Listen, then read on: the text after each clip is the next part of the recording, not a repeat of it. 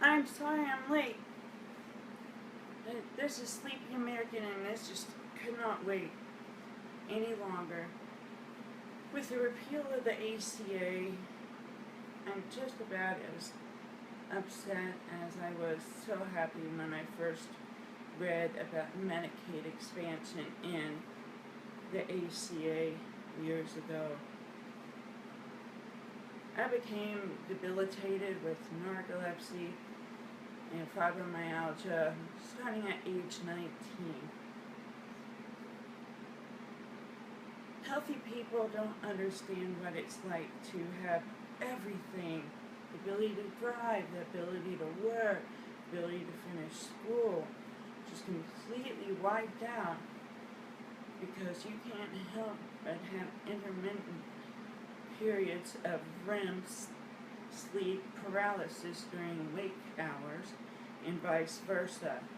That's right, narcolepsy is much worse than taking pleasant naps at spontaneous times.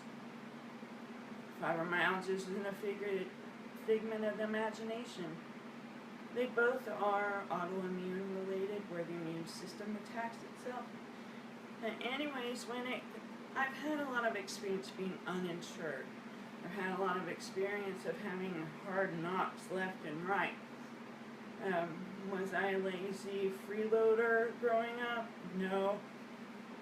Am I a lazy freeloader now? No.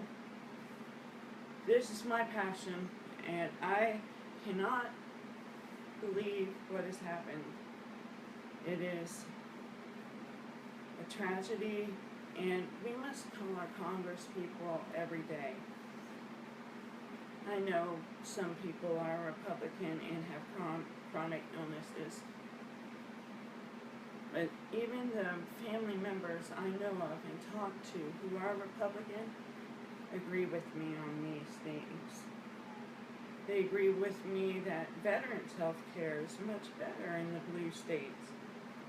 This is by a family member who is a Trump supporter and a veteran. Moved from Seattle to Dallas. It's not surprising. It's empathy. We don't care about our fellow man as much. That's why I created Sleepy American Heroes. That's why I want to go to Rare Disease Week, to be heard on a congressional debriefing.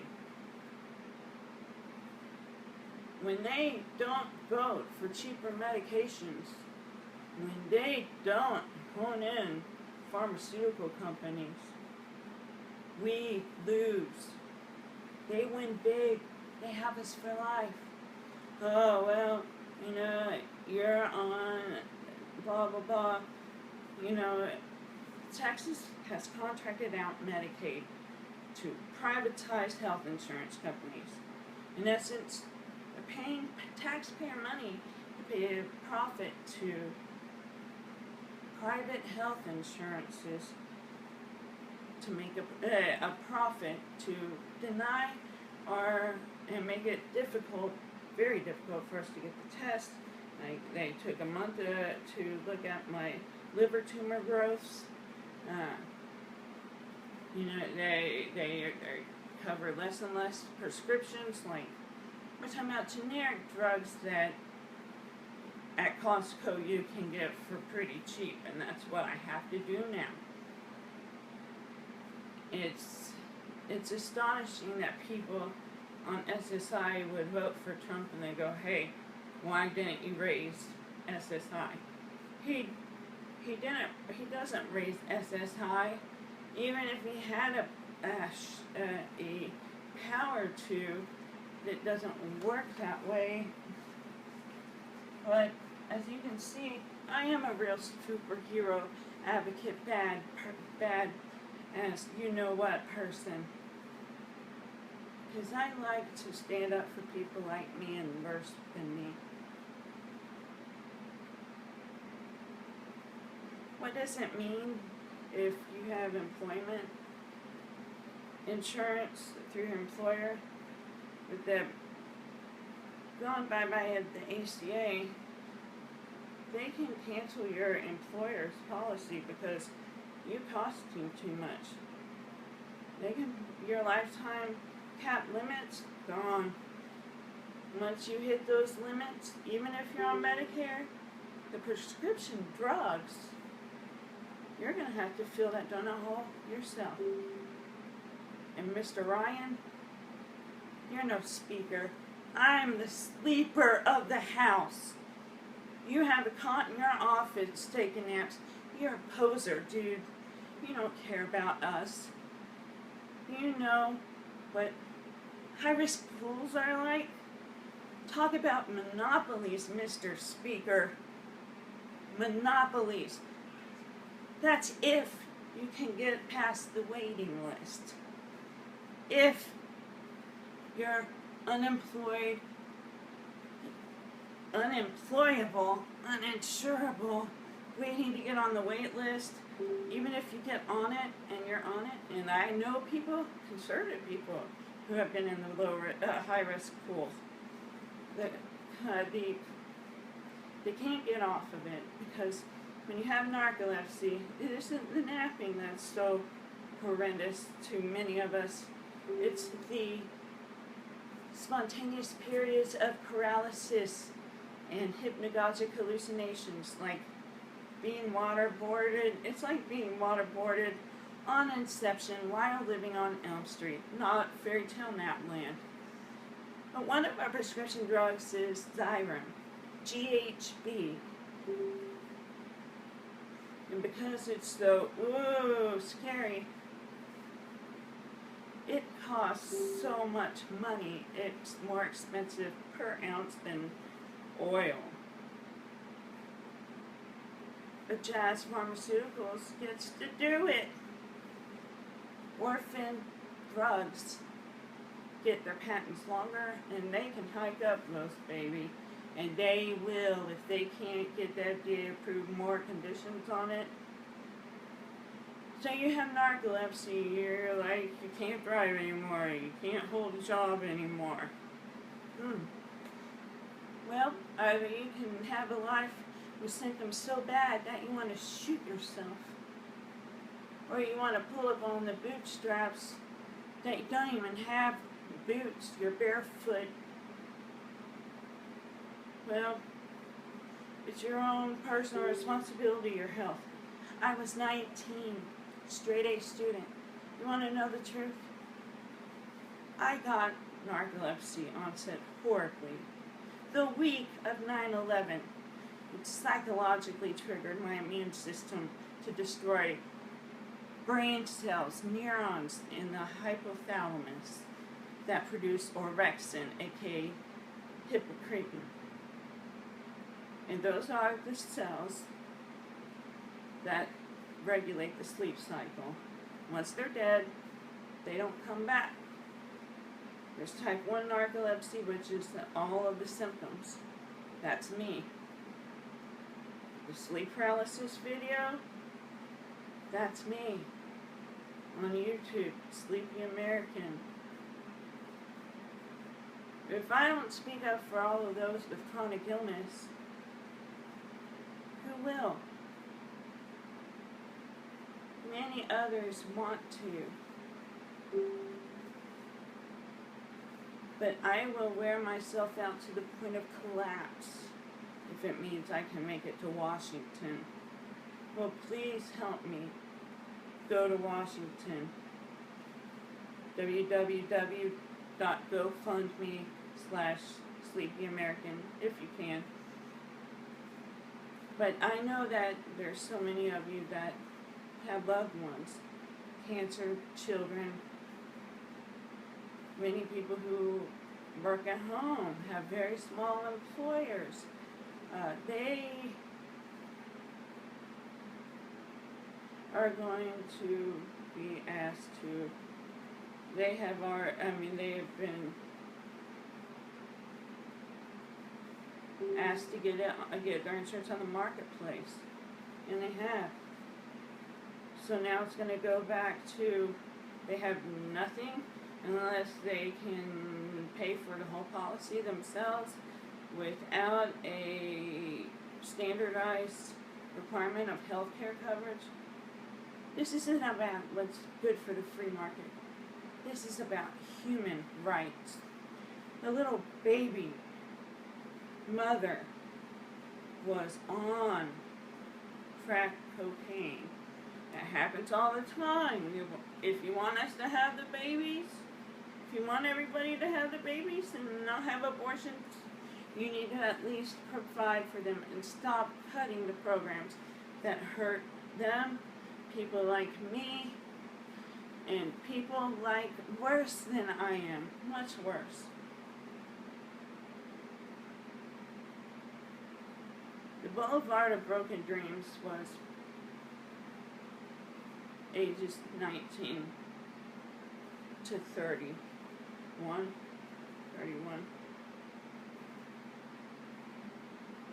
And at that point, when I started to really get my life back together, as in, I wasn't suicidal from my divorce,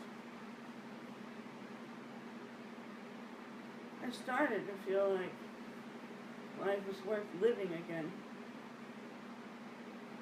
Ever since I became disabled, this has been my dream. To be an advocate and go to Washington and lobby with the big dogs. I love you, Bernie Sanders. I voted for Hillary Clinton. I am not upset at what people voted for or not. All I can say, most of all, is that I love everyone, and I deeply care about everyone, and most importantly, it's not our fault that we're sick. It shouldn't have a profit in it. For third-party health insurance companies that don't really have medical expertise, they're doing profit and losses, cost containment. That's what private insurance does. It's not what Medicare does, except for the prescription benefits. But it is what Texas Medicaid does, really badly.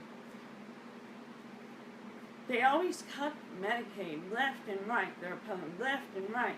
And then they complain about it. It's a crap program. That's because they don't put money into it. That's the only thing they cut.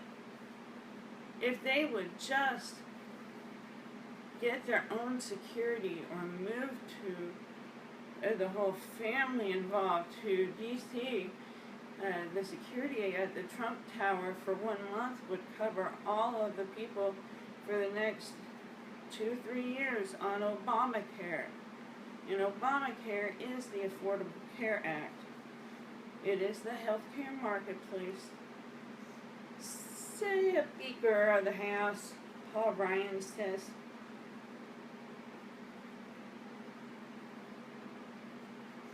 we want to take government out so that you can negotiate prices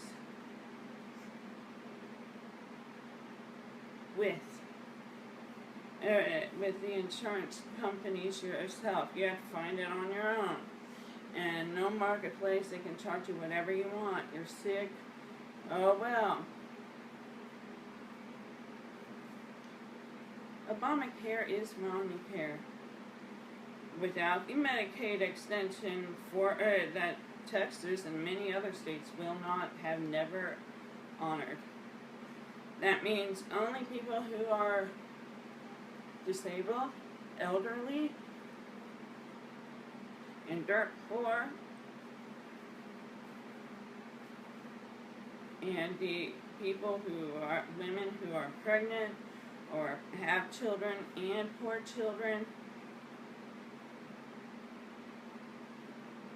people who are don't have kids and are not part of the welfare stereotype, they can never get Medicaid, no matter how poor they are in Texas, because they never did the extension.